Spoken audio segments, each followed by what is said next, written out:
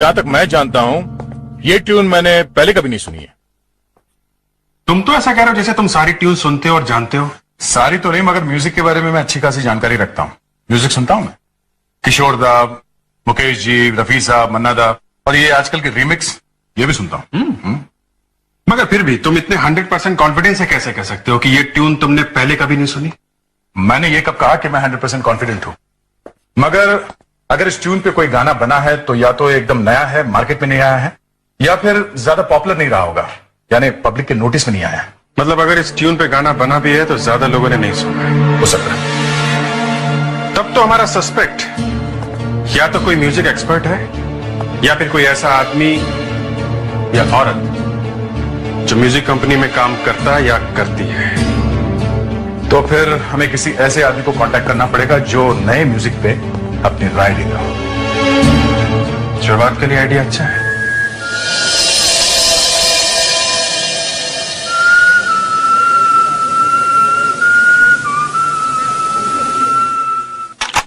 फिर से सुनिए।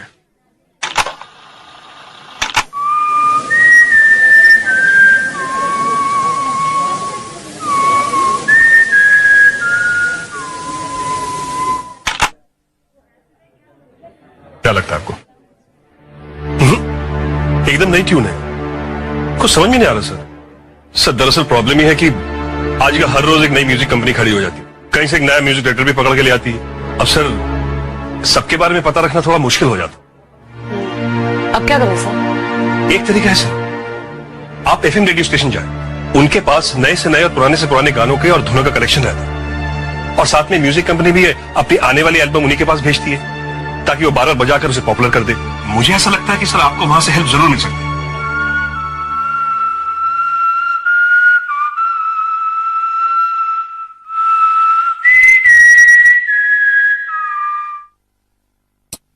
दोस्तों, आपने जो धुन सुनी जरा याद कीजिए कब और कहां, किसी को गुनगुनाते हुए या फिर ये उस किसी गीत की है जो आपके जहन में कुछ ठहसा गया है। तो मुझे फोन कीजिए 29845694 और अब आपकी ये दोस्त रजनी आपको ले चलती है एक नए पायदान पर जहां एक और नया गीत आपका इंतजार कर रहा है। So stay tuned. अगर कुछ भी पता चलता है तो आप हमें फोन करिएगा। या डेफिनेटली।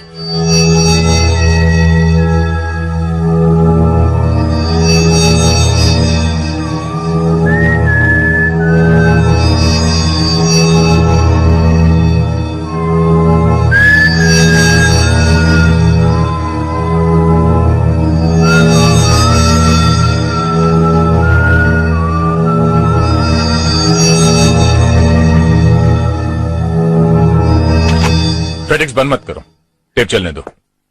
पूरी रात चली है, शायद कोई साउंड हो।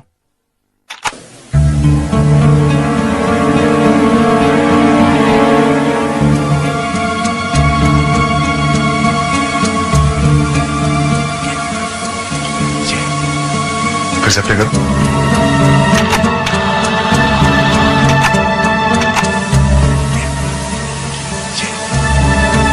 कोई बोल रहा है मगर समझ में नहीं आ रहा। पर मेरी समझ में आ रहा है कि मामला क्या है। फेडिक्स प्ले करो।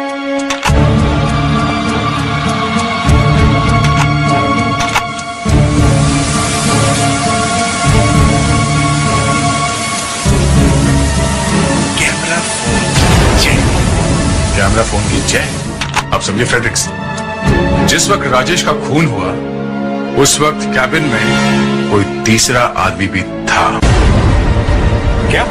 हाँ, उन्हीं के जाने के बाद, मतलब दरवाजा बंद होने के कुछ देर बाद एक हल्की सी आवाज सुनाई पड़ रही है। कैमरा फोन की जय। कैमरा फोन की जय।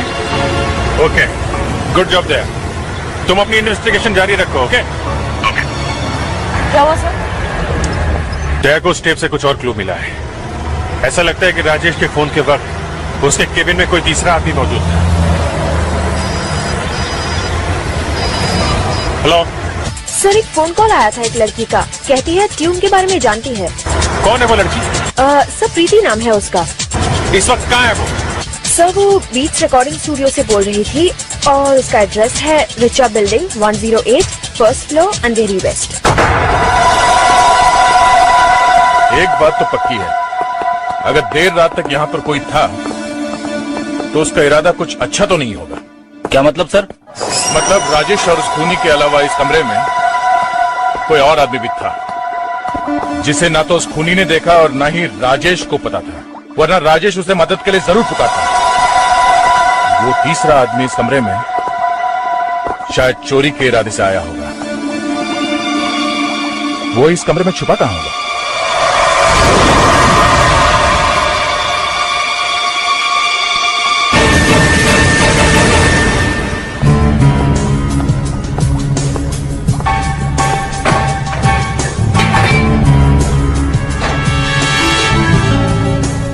इस कमरे में यही एक जगह है जहां वो तीसरा आदमी छुप सकता था। फेडेरिक्स, सोचो कि राजेश वहां खड़ा है और तुम उसका खून करने वाले हो, तो कैसे करोगे? दिखाओ। खूनी जरूर दरवाजे से अंदर आया होगा। राजेश वहां खड़ा था। खूनी ने राजेश को ऐसे मार दिया।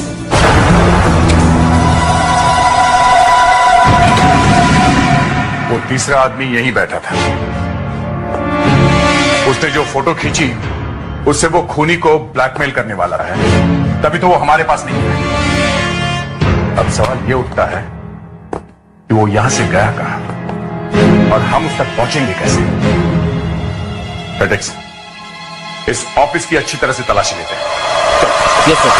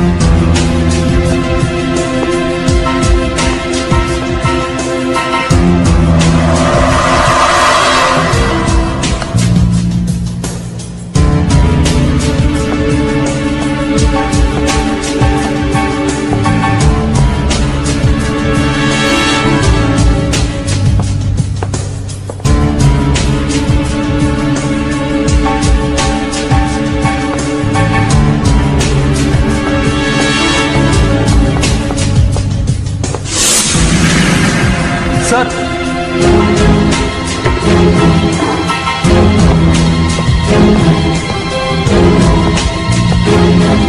हाँ बेटा, ये देखिए ग्लव।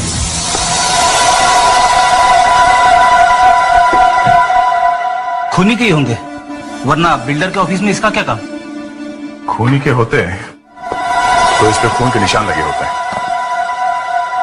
ये उस कैमरा फोन वाले के हो सकते हैं।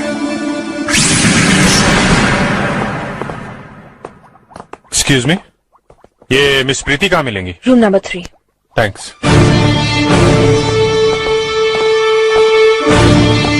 समय देखता हूँ। हाँ।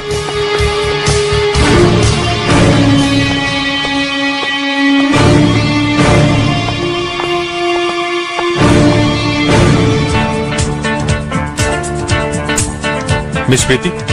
यस। मैं इंस्पेक्टर अभिजीत, सीआईडी से। आपने ही फोन किया था? जी। आप जरा आइए।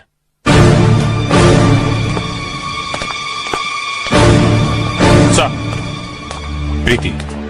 हाँ प्रीति, तुमने वो धुन कहाँ सुनी थी?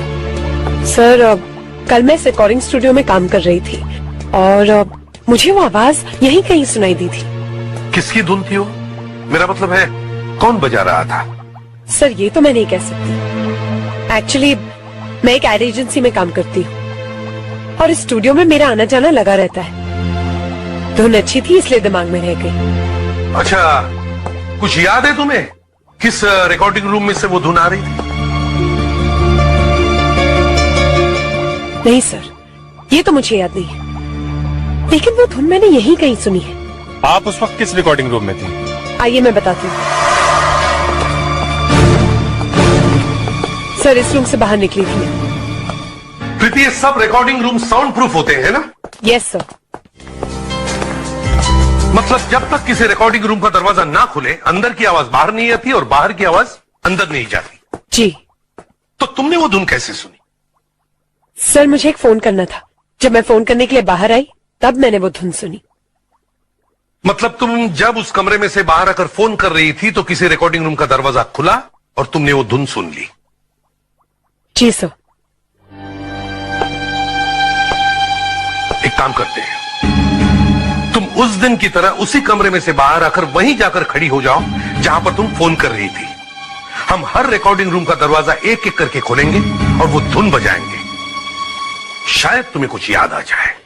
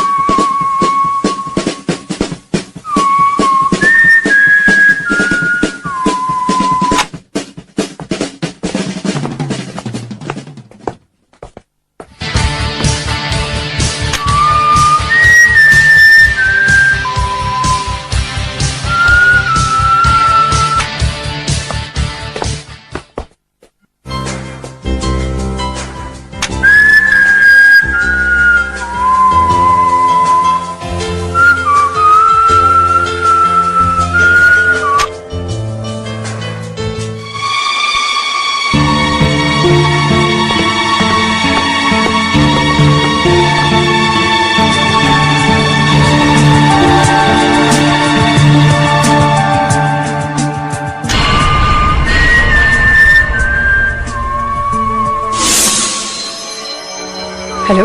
मैं इस वक्त रिकॉर्डिंग स्टूडियो पर। हाँ हाँ, बस आ रही। Okay bye. धुन अच्छी। सर याद आ गया, इसी रूम में से आवाज आ रही थी। Are you sure? Yes sir, 100%। Sir, CID को रिकॉर्ड दिखाने के लिए हम ना क्यों करेंगे? सर, ये वो रजिस्टर है जिसमें हर पार्टी की एंट्री रहती है, जिसके यहाँ बुकिंग होती है। कल 4 नंबर रिकॉर्डिंग रूम में किसकी रिकॉर्डिंग थी? 1 मिनट सर।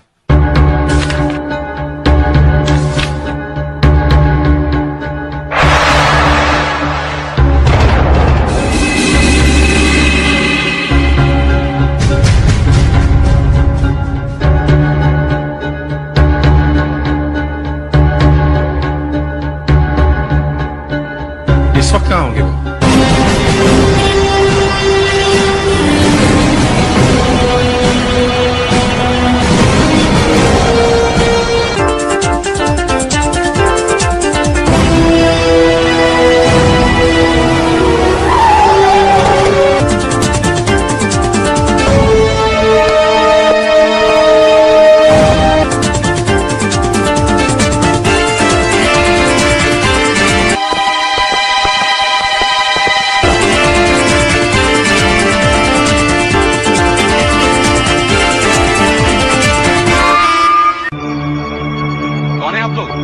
से आ रहे हैं? हम ऑफिस से मिलने आए हैं मिस्टर बाबा सहगल। एक्सक्यूज मी, कौन है आप? मैं ACP Pradyuman, CID. Sir, rehearsal चल रही है, इतना तो देखिए आप। वो हमें दिख रहा है। आप हमारे साथ चलिए। You are under arrest. Arrest? But आप मेरे को अरेस्ट क्यों करेंगे? क्योंकि आप सीटी बहुत बढ़िया बजाते हो। क्या?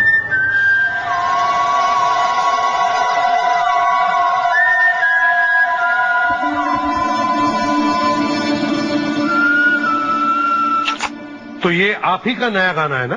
हाँ, लेकिन गाना आपको मिला कहां से? राजेश की लाश के पास से। ये ट्यून खूनी बजा रहा था।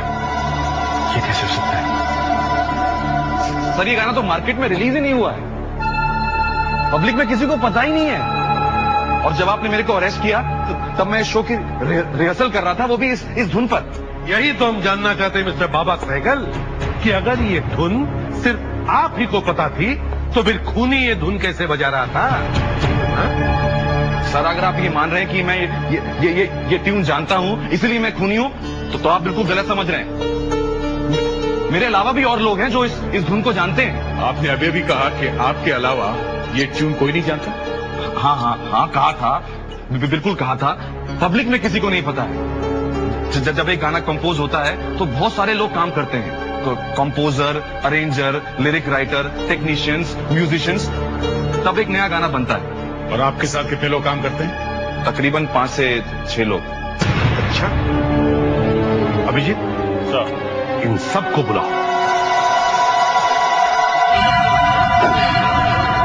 डॉक्टर साहब, कुछ पता चला?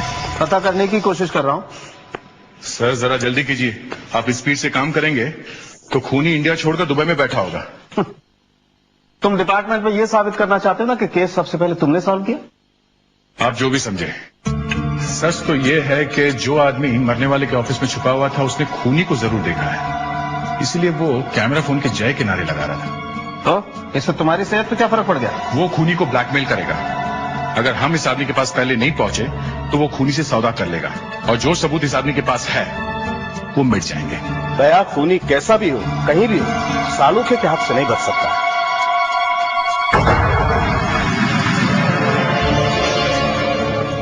अभिजीत सब तैयार है? Yes sir.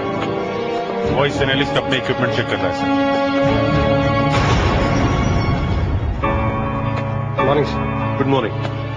आपकी तरफ से कोई प्रॉब्लम तो नहीं है? सर मैं बिल्कुल रेडी हूँ। गुड। मैंने डेक्टा फोन से विसल वाली ट्यून कंप्यूटर में फीड कर ली। अब मैं इन लोगों की विसल इस वाली विसल से मैच करूंगा, और जिसकी भी फ्रीक्वेंसी मैच कर गई वही आपके काफी। गुड। अभिजीत,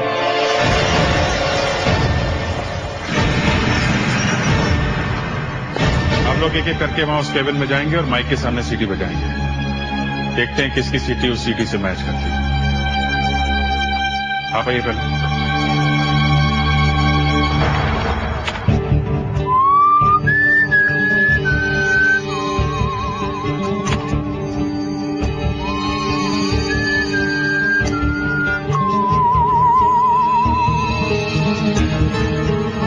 ये दोनों मैच नहीं कर रही।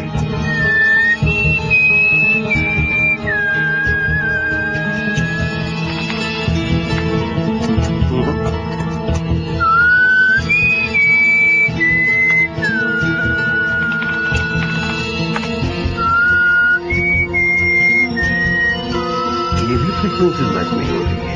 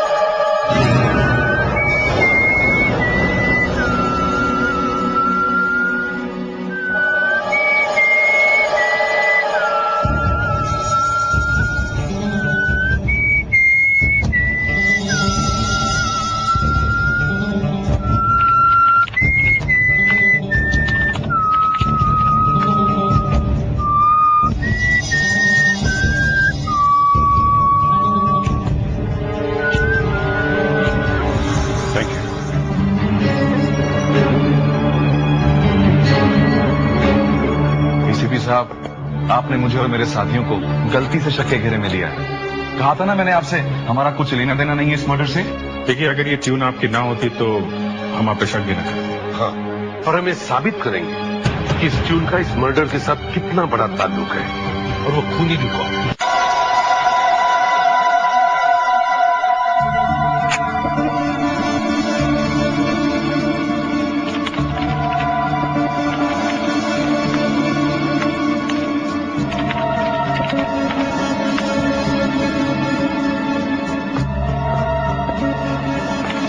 हेलो डॉक्टर साहब, कुछ मिला क्या?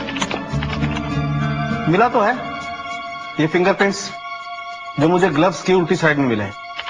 किसके? बाबा सहगल या उसके किसी साथी के? वही तो मैच करने की कोशिश कर रहा हूं।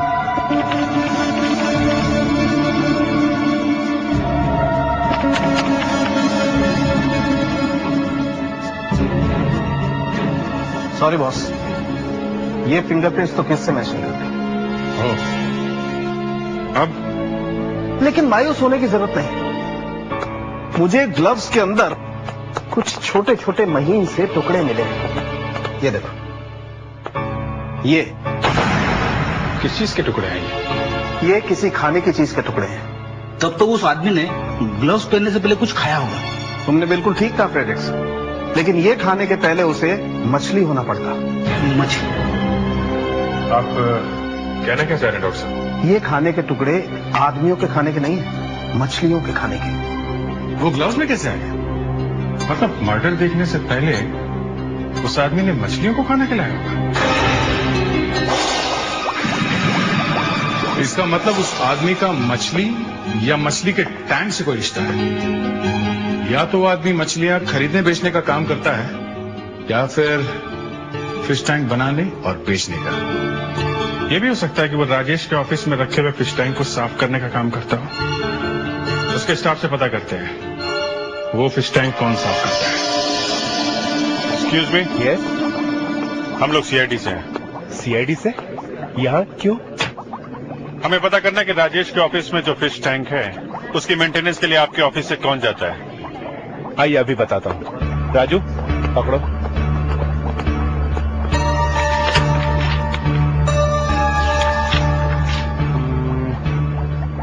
देखिए वो एरिया 3 लोग कवर करते हैं, किरण, राणा और विकास। 23 तारीख को वहां कौन गया था? देखिए 23 को राणा तो आया नहीं था। विकास 4 बजे आया था, लेकिन उसने राजेश जी का ऑफिस अटेंड नहीं किया था। ये आप कैसे कह सकते हैं? क्योंकि हमारे आदमी जिस किसी क्लाइंट को विजिट करते हैं वहां उनसे क्लाइंट विजिट रसीद लेते हैं जिन पर क्लाइंट की साइन होती है। और ये तीसरा आदमी क्या नाम है? किरण?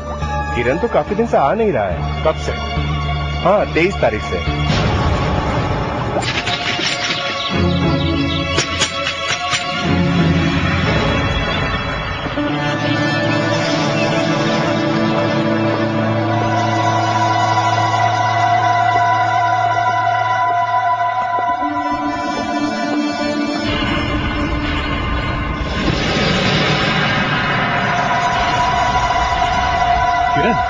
वही हुआ जो हम लोग सोच रहे थे। इसने खूनी को ब्लैकमेल करने की कोशिश की और ये मारा गया। क्या देखो, इसके पास मोबाइल है क्या? राजेश के मर्डर के समय इसने जो फोटो खींची थी शायद वो मिल जाए। इसकी जेब में तो कुछ नहीं है। कहीं ऐसा तो नहीं कि वो मर्डर करने वाला मोबाइल फोन भी लेके गया हो? इस कमरे को अच्छी तरह से देखते हैं, शायद मिल जाए या कोई और काम की चीज मिल जाए।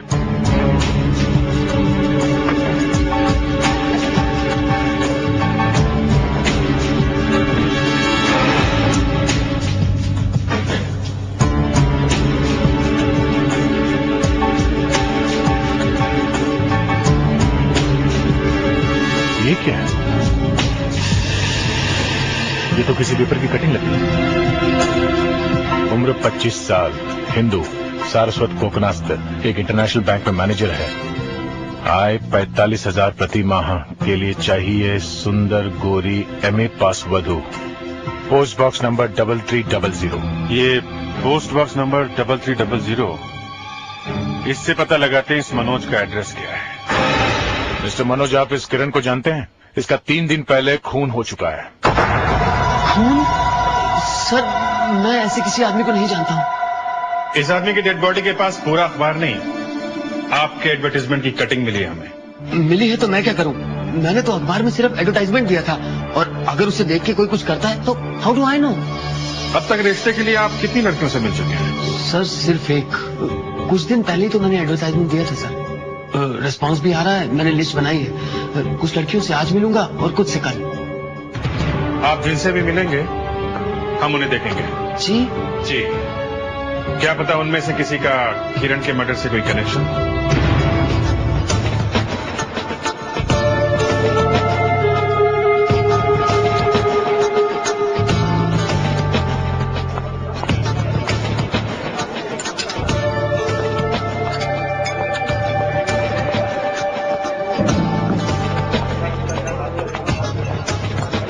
नमस्ते। नमस्ते। मैं ही मनोज हूँ, और ये मेरे बड़े नमस्ते। नमस्ते। आप बैठिए।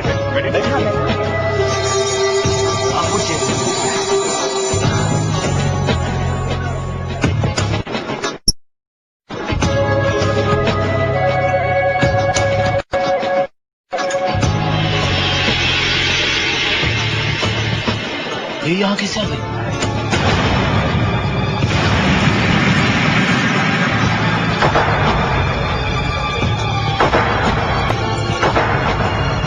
हाय। हाय मनोज। जी हाँ, मैं ही मनोज हूँ और ये मेरे बड़े खेला था तुमने? खेल? कौन सा खेल? वही धुन, वो सी वाली धुन, बहुत बढ़िया धुन थी वो। जैसे ही तुम्हें पता चला कि तुम पकड़ी जाने वाली हो, तुमने हमें बुलाया और सीधे बाबा सैगल के पास भेज दिया। मैंने ऐसा कुछ नहीं किया सर।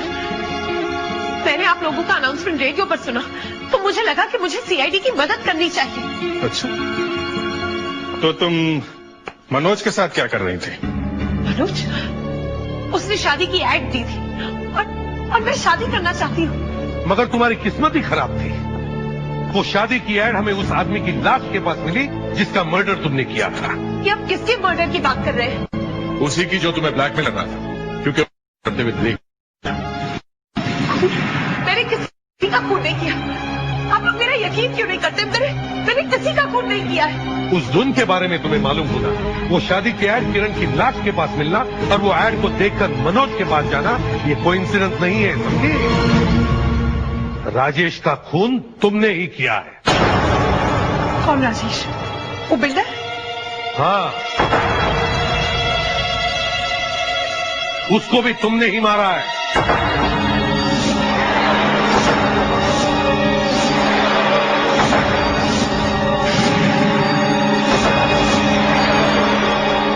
मिस प्रीति?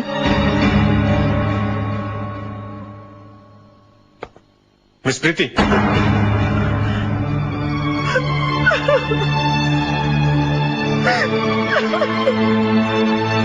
मैडम, हम औरतों की बहुत इज्जत करते हैं, इसीलिए आपसे रिक्वेस्ट करते हैं कि आप हमें मजबूर ना करें। बोलो प्रीति, सच क्या है? बताओ प्रीति, सच क्या है? मैंने ही राजेश को मारा और उस दूसरे आदमी को भी मैंने ही मारा। दोनों को मैंने ही मार दिया।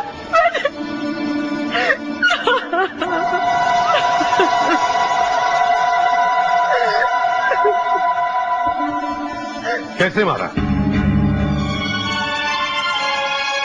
मैंने पूछा कैसे मारा? ये सब आप लोग जानकर क्या करेंगे?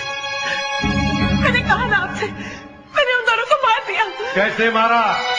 चाकू से, जहर देकर, गला दबा कर या बंदूक से? बताओ कैसे मारा? तुम नहीं बता सकती क्योंकि तुमने किसी को मारा ही नहीं है।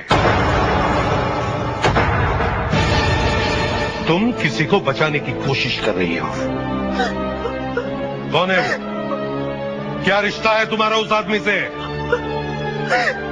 बताओ। वो मेरे पापा है। सुना आप लोगों ने? वो मेरे पापा है। मेरे पापा है वो। पूछते क्या रिश्ता है?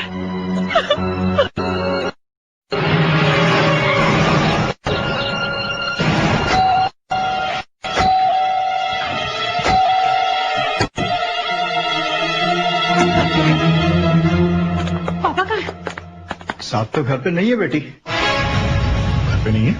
नहीं साहब।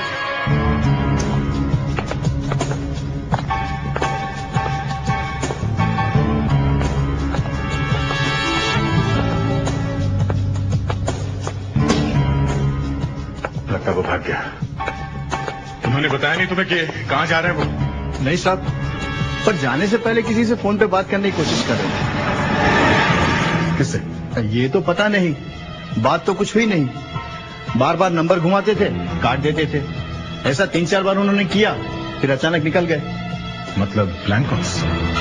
फिर डायल करने से पता चल जाएगा किसका नंबर है।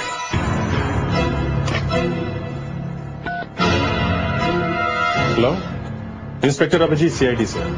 ये किसका नंबर है? ये संजय कुमार के घर का नंबर है। क्या बात है? नहीं, कुछ खास नहीं। Thank you very much. ये संजय कुमार कौन है? तो बिल्डर राजेश का बिजनेस पार्टनर है। हमारे सारी मुसीबतों की जड़ वही है। लेकिन पापा तो उसके नाम से भी चिढ़ते हैं। तो फिर उन्होंने उसे फोन किया क्यों होगा? लगता है एक और जान खतरे में है। संजय कुमार।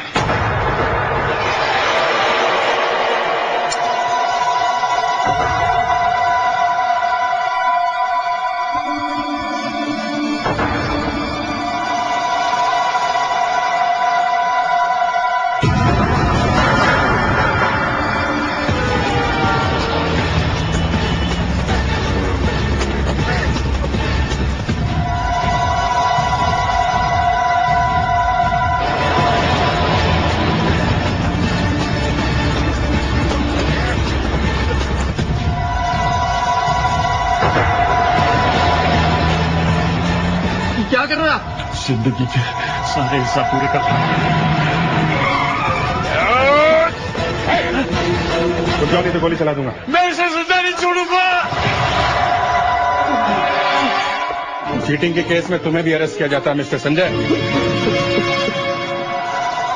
वो ट्यून थी ही इतनी अच्छी कि किसी की भी जुबान पे चढ़ जाए। प्रीति से सुनी तो अनजाने में मैं भी गुनगुनाने लगा।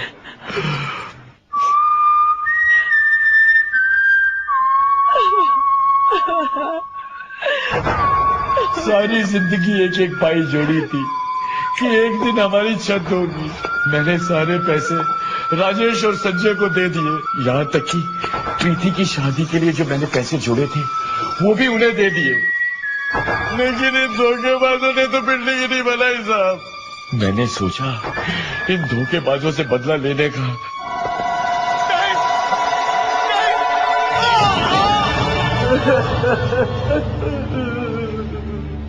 और वो किरण, उसे क्यों मारा? ब्लैकमेल कर रहा था। कह रहा था राजेश का खून करते हुए उसने मेरी फोटो खींची है। जब उसका फोन आया तो मैं अपनी बेटी प्रीति की शादी के लिए मेट्रोपोलिटन कॉलम काट रहा था। कह रहा था मुझे पैसे दो। मैंने वही कैची अपनी जेब में रखी और उसे भी मारने चले गया था। और उसे भी मैंने मार डाला था। उसे भी मैंने मार डाला। मुझे माफ कर दे बेटा। मैंने सोचा ही नहीं था कि अगर मैं पकड़ा गया तो एक खूनी की बेटी के साथ शादी कौन करेगा। हम लोग कोशिश करेंगे कि प्रीति की शादी सही तरह से हो और उसे आप भी अटेंड करें।